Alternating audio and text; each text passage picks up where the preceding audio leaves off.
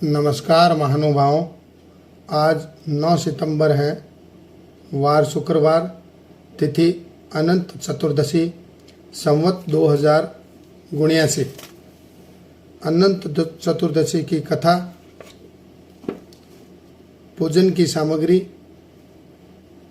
अनंत चतुर्दशी कथा कहने से पूर्व पूजन की सामग्री निम्न प्रकार है: कदली खम्भ, आम्र पल्लव, पंचपल्लव, कलश, यज्ञोपवीत, लाल वस्त्र, सफ़ेद वस्त्र, तंदूल, कुमकुम, गुलाल, मांगलिक गुड़, धूप, पुष्प आदि, तुलसी दल, श्रीफल, तांबुल, नाना फलानी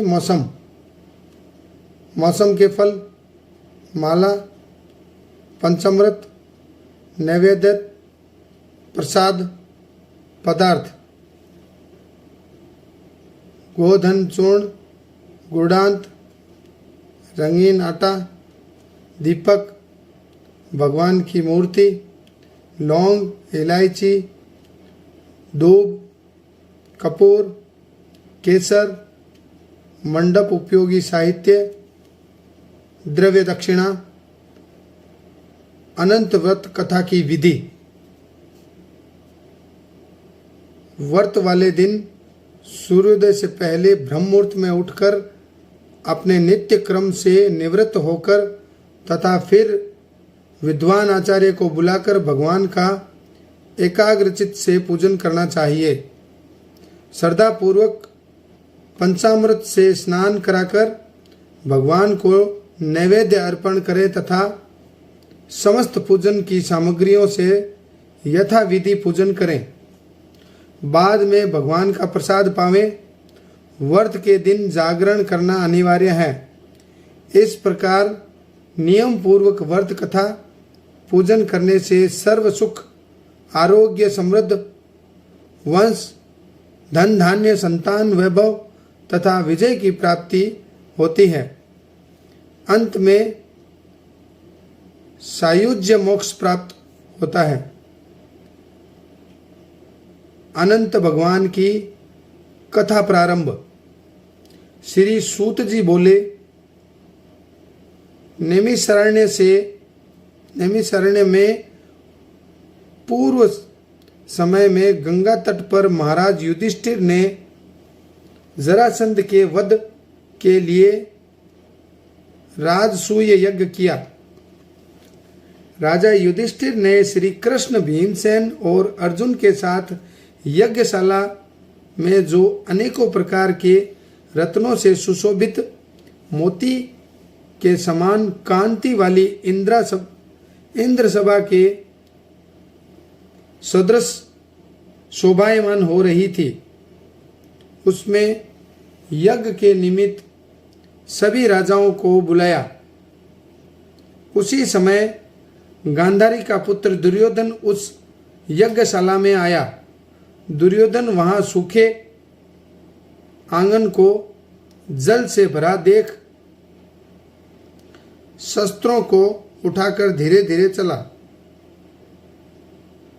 उसे देख द्रौपदी आदि स्त्रियां हंसी और आगे जल के स्थान को सूखा समझकर दुर्योधन चलते हुए जल में गिरा। उस समय संपूर्ण तपस्वी राज तथा द्रौपदी आदि स्त्रियों ने दुर्योधन का अपहास किया। वह देख दुर्योधन अत्यंत क्रोधित हो अपने मामा के साथ हस्तिनापुर को चला गया। उस समय शकुनी ने दुर्योधन से मधुर वचन में कहा, हे राजन, आप अपने क्रोध को अपने कार्य के लिए छोड़ दें, क्योंकि जुआ खेलने से आप सारे राज्य को प्राप्त कर सकते हैं।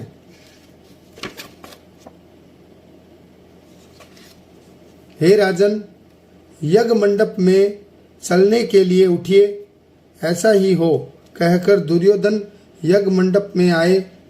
इतने में सभी राजा यज्ञ समाप्त कर अपने अपने देश को चले गए।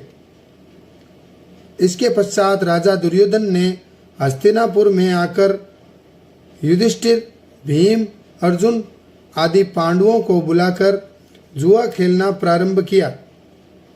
कपट से उनके राज्य को स्वयं हड़प लिया और निरपराधी पांडवों को जीतकर वन में भेज दिया।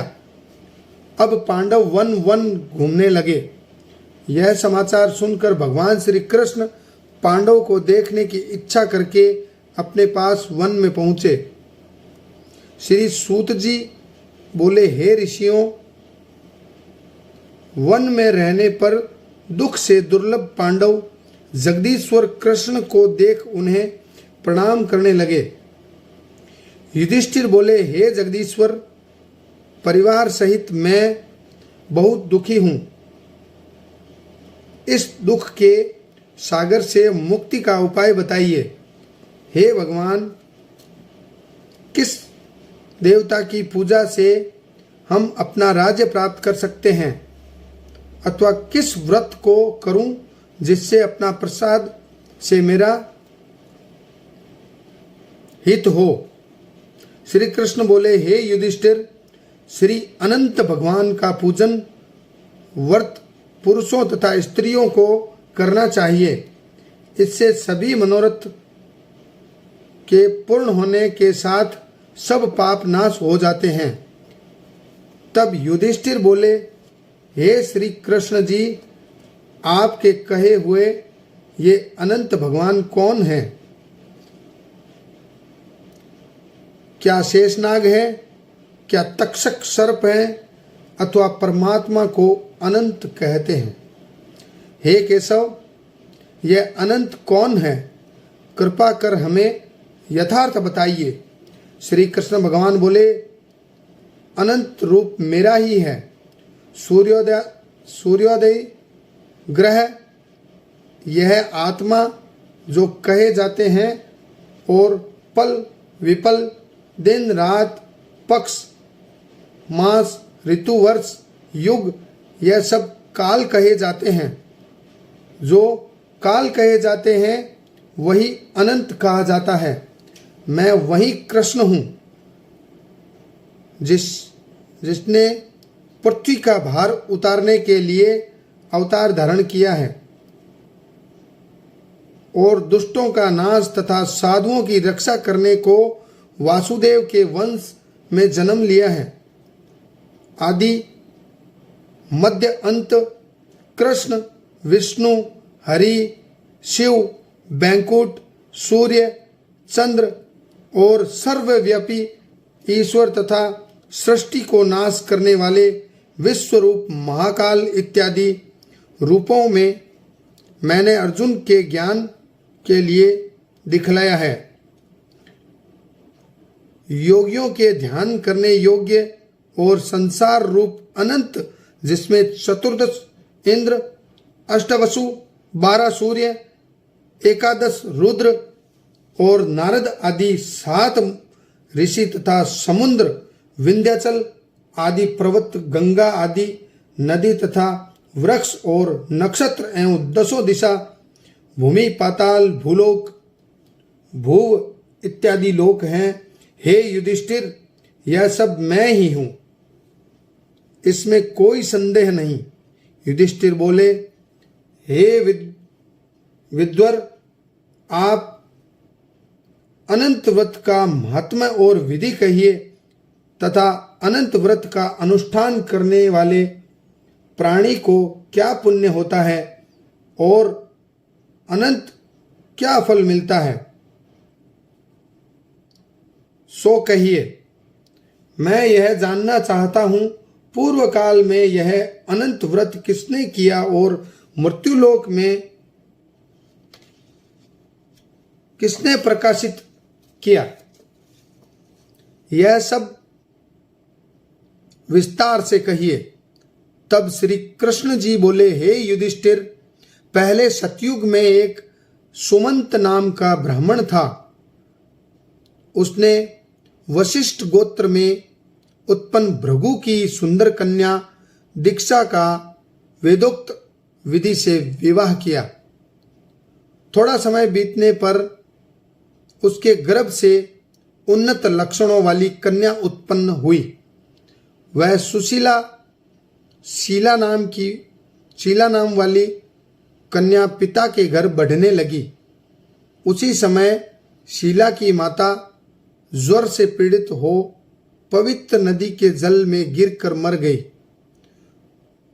उसके पश्चात सुमंत ने ब्राह्मण की कन्या से विवाह नाम कर्कशा था विधि पूर्वक विवाह किया। दुष्ट स्वभाव कर्कशा नित्य झगड़ा करने वाली थी। उसकी सौतेली शीला नाम की कन्या उसके पिता के घर में भीत पर और खंबा पर तथा दहली पर चित्रकला में तोरण आदि में चतुर थी। नीले, पीले, सफेद, काले इत्यादि रंगीन चित्र विचित्र से सतीय शंख कमल बारंबार बनाया करती थी। इस प्रकार बहुत काल व्यतीत हुआ और इस प्रकार वह कौमार्य अवस्था वाली शीला को देख सुमंत ने चिंता की, यह कन्या मैं किसको दूं, और इस विचार में दुखी हुआ। उसी समय वेद के जानने वाले में श्रेष्ठ और स्त्री की इच्छा करने वाला कांतियुक्त मुनियों में श्रेष्ठ कौटिल्य ऋषि वहां आए और बोले, हे सुमंत, तुम्हारी सुंदर कन्या शीला को मैं वर्ण करना चाहता हूं।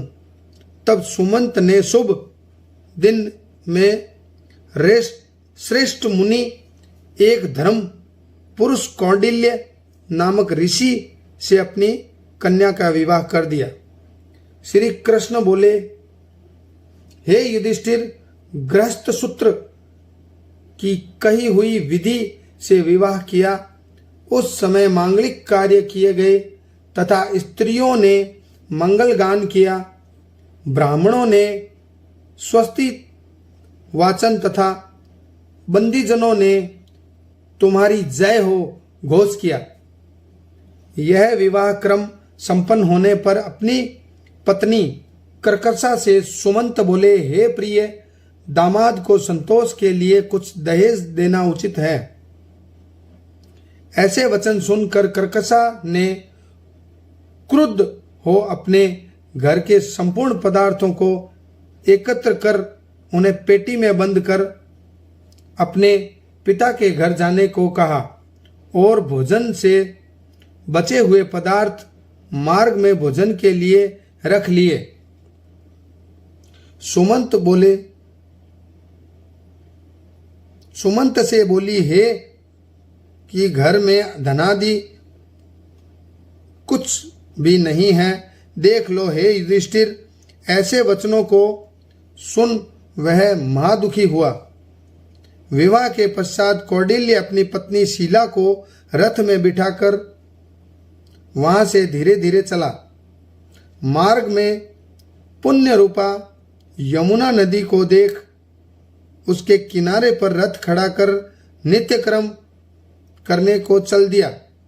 दोपहर के समय उसी यमुना तट पर उतर शीला ने लाल वस्त्र पहने हुए बहुत सी स्त्रियों को देखा जो अनंत चतुर्दशी में भक्ति पूर्वक जनार्दन भगवान की पूजा कर रही थी। उस समय उन स्त्रियों के समीप जाकर धीरे से पूछा, हे भार्याओं, कृपा कर आप मुझे कहो कि यह आप किसका व्रत कर रही हो और इस व्रत का क्या नाम है। शीलवती सुशीला के ऐसे वचन सुनकर संपूर्ण स्त्रियां बोली, हे शीला, इसका नाम अनंत व्रत है। इस व्रत में अनंत देवता की पूजा की जाती है। यह वचन सुन शीला बोली, मैं भी इस उत्तम व्रत को करूंगी। और स्त्रियों से पूछा, इस व्रत का क्या विधान है और इसमें क्या दानादि होगा तथा किस देवता की पूजा होगी। उसके यह वचन सुन सब स्त्रियां बोली, हे शीला, अच्छे अन्न का एक सेर मालपुआ बनाओ, जिसमें आधा भाग ब्राह्मण को दे दो, आधा भाग भोजन करें, और कृपणता को त्याग कर शक्ति अनुसार ब्राह्मण को दक्षिणा दे। किसी नदी के किनारे अनंत का पूजन करें। कृषा का शेषनाग बांस की टोकरी से स्थापित करें। फिर उस शेषनाग का आह्वान प्राण प्रतिष्ठान करके स्नान करावें और वेदी पर चंदन, पुष्प, धूप, दीप और बहुत प्रकार के नैवेद्य, अनेकों प्रकार के पकवानों से उनकी पूजा करें। उस समय शेषनाग के आगे कुमकुम से रंग कर उसमें 14 गांठ लगाकर उस डोरे का पूजन कर पुरुष के बाएं हाथ में और स्त्री के दाएं हाथ में बांधते हैं। बांधते समय यह मंत्र पढ़े, हे वासुदेव, इस संसार रूपी सागर में डूबते हुए मेरा उद्धार करें। ऐसा श्री अनंत भगवान सूत्र हैं, उनके लिए मेरा नमस्कार। तदंतर सूत्र को हाथ में बांधकर अनंत की इस कथा को सुने और संसार रूपी नारायण अनंत का ध्यान करें। हे शीला, इस प्रकार हमने तुमसे इस व्रत का विधान कहा है। श्री कृष्ण जी बोले, हे युधिष्ठिर, उस शीला ने स्त्रियों के ऐसे वचन सुन अति आनंद को प्राप्त हो हाथ में 14 ग्रंथि युक्त डोरा बांधकर इस व्रत को किया। कार्य के अर्थ को जो भोजन दिया गया था आधा ब्राह्मण को खिलाया, शेष आप दोनों के भोजन कर आनंद से पति के साथ बैलगाड़ी में बैठ गई। उस समय से शीला को व्रत करने का प्रभाव मालूम हुआ। अब अनंत व्रत करने से गो, धन और लक्ष्मी से उसका घर परिपूर्ण हो गया। अतिथि से सत्कार में शीला सदा लगी रहती थी। वह माणिक्य स्वर्ण मोतियों के हारों से सुसज्जित हो गई। देवताओं की स्त्रियों के समान धनादि पुत्रादि से युक्त हो, सावित्री के समान पवित्रता हो, पति के साथ आनंद से रहने लगी। किसी समय उसके पति ने शीला के हाथ में अनंत का डोरा बंधा देख पूछा, हे शीला, इस डोरे को क्यों धारण किया है? शीला बोली, हे स्वामी, जिसके प्रसाद से मनुष्य इस लोक में धन धान्य आदि संपदाओं को पाते हैं, उसी अनंत के डोरे को मैंने धारण किया है। शीला के ये वचन सुनकर पति कौंडिल्य ऋषि ने लक्ष्मी के मद से अनंत के डोरे को तोड़ डाला और वह बोला, अनंत कौन है? उस मूढ़ ने डोरे को जलती हुई आग में डाल दिया। तब हाय हाय कर दौड़ती हुई शीला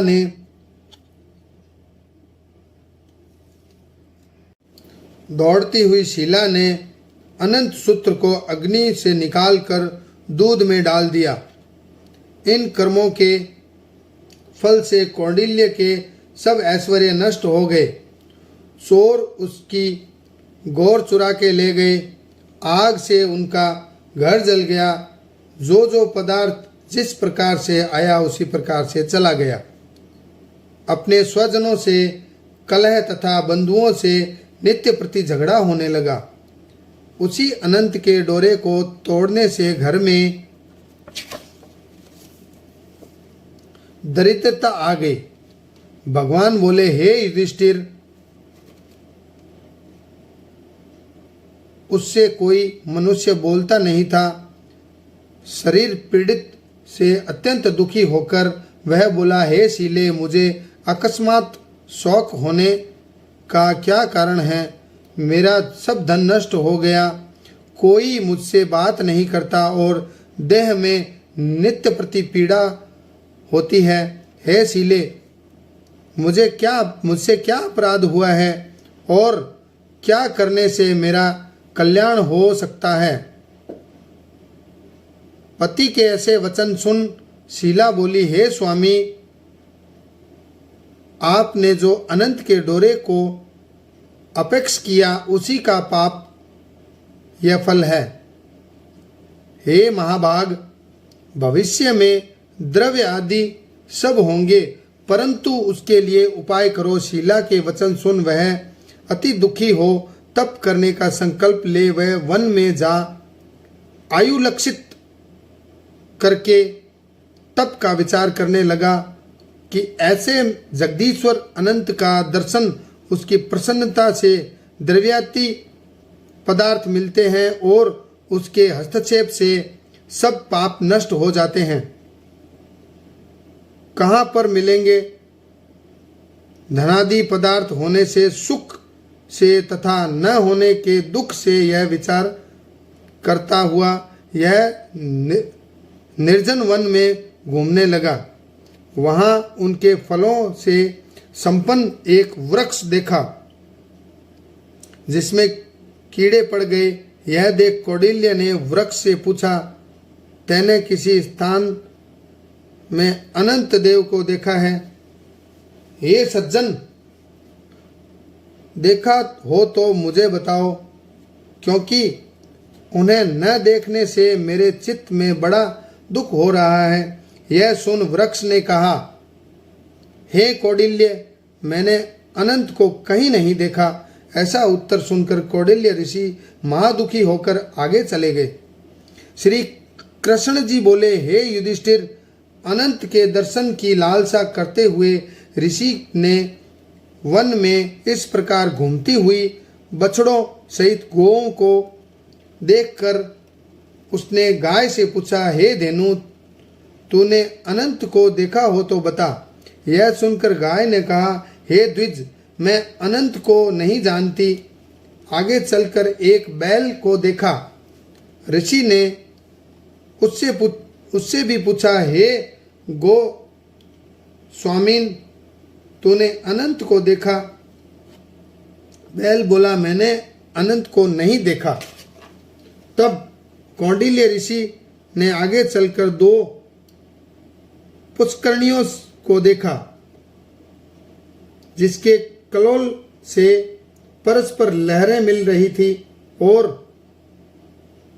कमल कुमुदनी बहुत प्रकार से शोभा दे रही है तथा भ्रमर, हंस, चकवा तथा सारस बगुला जाति के पक्षी क्रीड़ा कर रहे हैं। उस कौटिल्य ने पुष्करणियों से पूछा, तुम दोनों ने अनंत को देखा है? यह सुन पुष्करणियों ने उत्तर दिया, हे द्विज, हमने अनंत को नहीं देखा। आगे चलकर उसने गधा, हाथी को देखकर उनसे पूछा, अनंत को देखा है? उसने भी संतोषजनक उत्तर न मिलने पर उसकी आशा नष्ट हो जाने से वह वन में बैठ गया। युधिष्ठिर, हे युधिष्ठिर, कौटिल्य जीवन की आशा छोड़कर वेल हो बहुत गर्म सांस छोड़ता हुआ पृथ्वी पर गिर पड़ा। थोड़े समय में सावधान होने पर, हे अनंत, ऐसा कहते हुए कौटिल्य ने उठकर संकल्प किया कि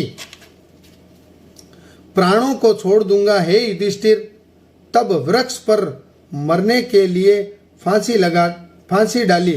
तभी अनंत जी प्रत्यक्ष होकर आ गए। ब्राह्मण का रूप धारण किए अनंत ने कहा, हे द्विज, इधर आओ, और उसका दाहिना हाथ पकड़कर पर्वत की गुफा में चले गए। वहां सुंदर स्त्री पुरुष से युक्त उस ऋषि को अपनी पुरी को दिखाया।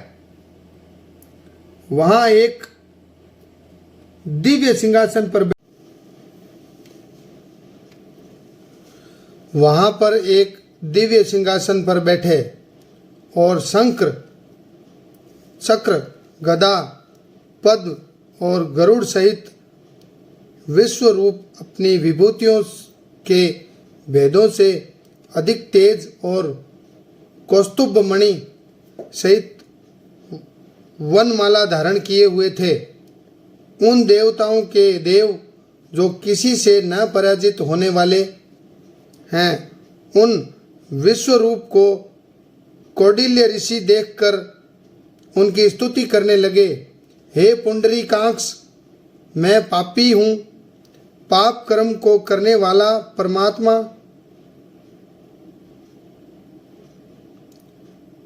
पाप कर्म को करने वाला पापात्मा हूँ।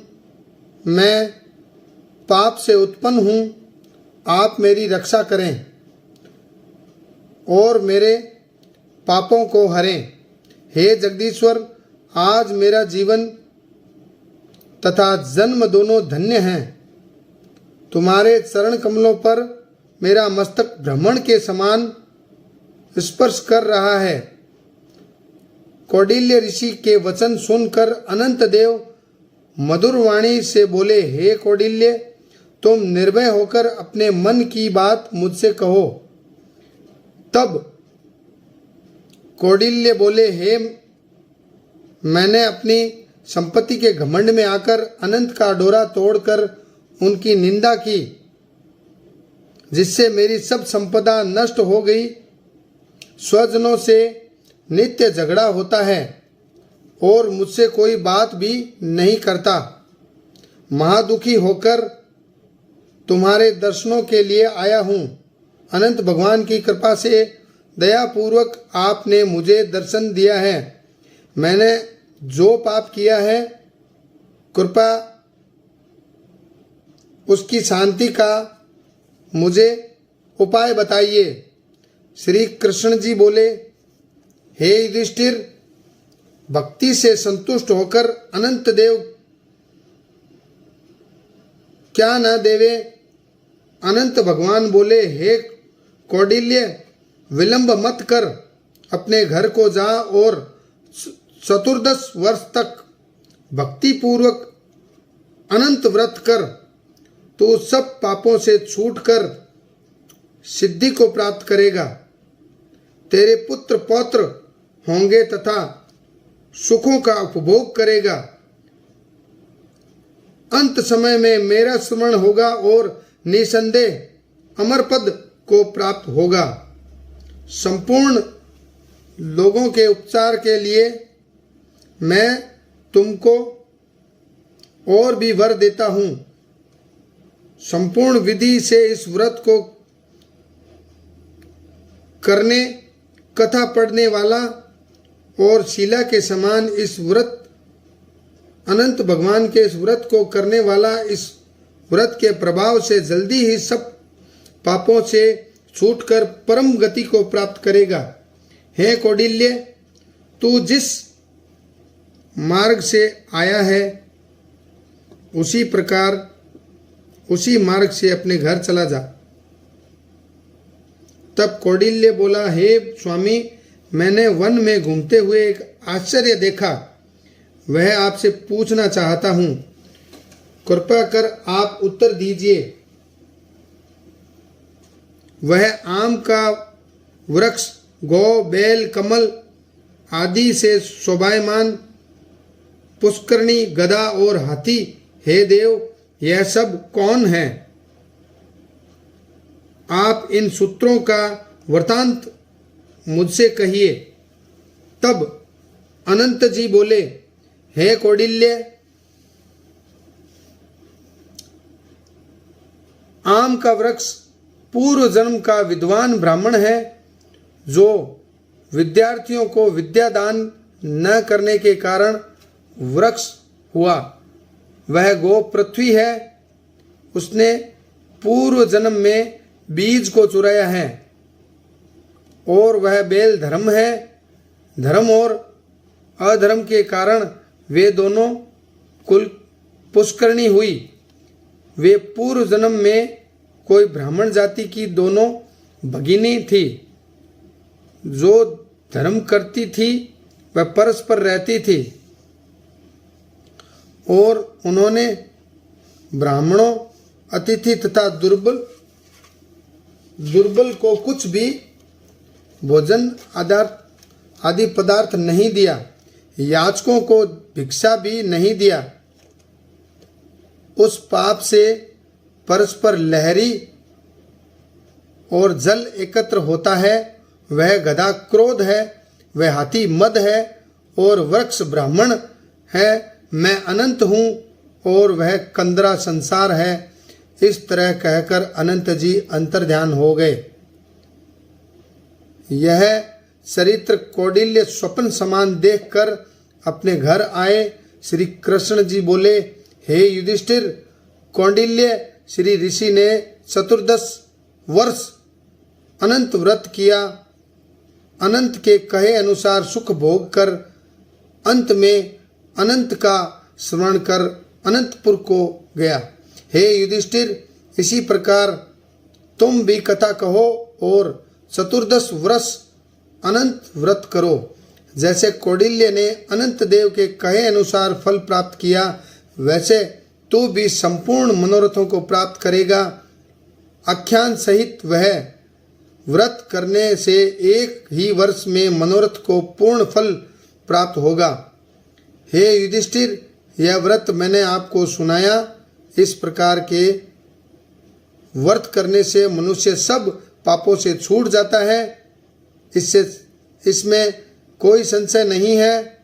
जो कथा सुनते हैं वे पापों से छूटकर अनंत लोक को प्राप्त करते हैं।